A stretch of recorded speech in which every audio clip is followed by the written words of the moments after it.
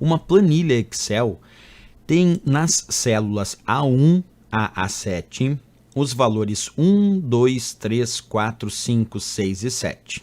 E nas células B1 a B7 os valores 2, 3, 4, 5, 6, 7 e 8. E nas células C1 a C7 os valores 3, 4, 5, 6, 7, 8, 9.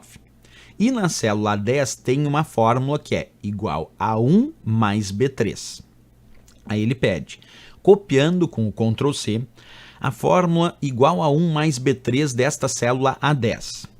E depois, então, colando com o Ctrl V na célula B12. Ele pergunta, o valor da célula B12 será igual a...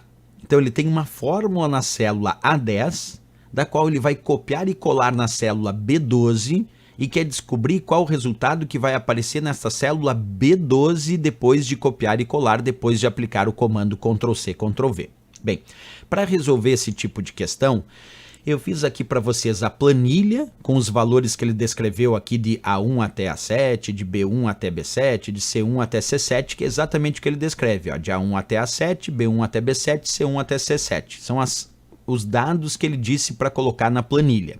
E aí ele disse que na célula A10 tem a fórmula igual a 1 mais B3, que ele quer copiar com o comando Ctrl C e colar na célula B12 que está aqui embaixo. Como essa fórmula é montada com o que chamamos de referências relativas, e como é que a gente sabe quando a referência é relativa? Quando não tem cifrão junto à indicação das referências de célula aqui do Excel. Por exemplo, se fosse cifrão A, cifrão 1, aí a referência seria absoluta e ela não altera. Se fosse cifrão B, cifrão 3, também seria uma outra referência absoluta e aí ela não altera quando eu copio e colo.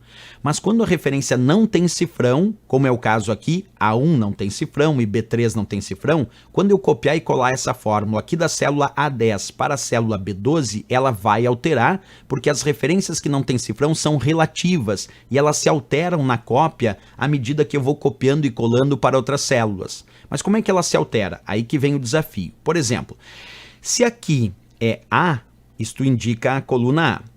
Se eu for copiar e colar aqui para a coluna B, como ele está pedindo, então esse A aqui tem que virar B.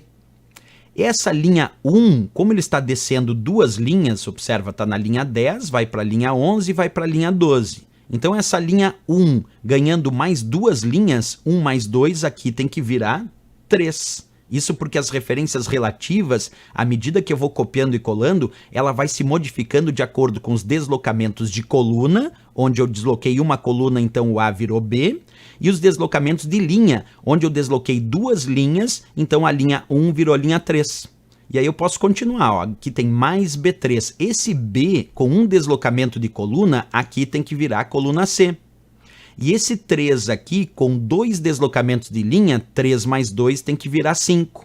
Então a fórmula que vai aparecer aqui na célula B12, e é aquela que eu tenho que calcular, porque ele quer o resultado que está na célula B12, é B3, quanto é que vale B3? Vamos ver, B3, coluna B, linha 3, B3 vale 4. Mais C5, quanto é que vale C5? Coluna C, linha 5, vamos ver, C5 vale 7.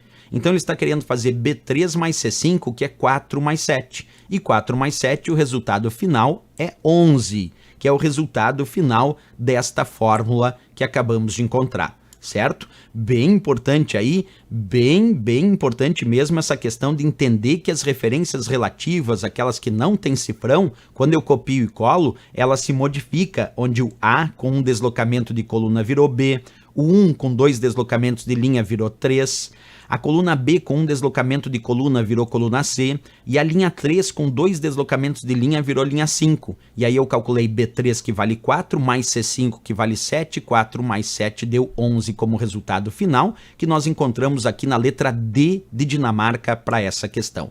Questão bem interessante aí que a gente tem que ficar ligado nas provas de concurso, tá aí o gabarito D de Dinamarca. Certo, pessoal?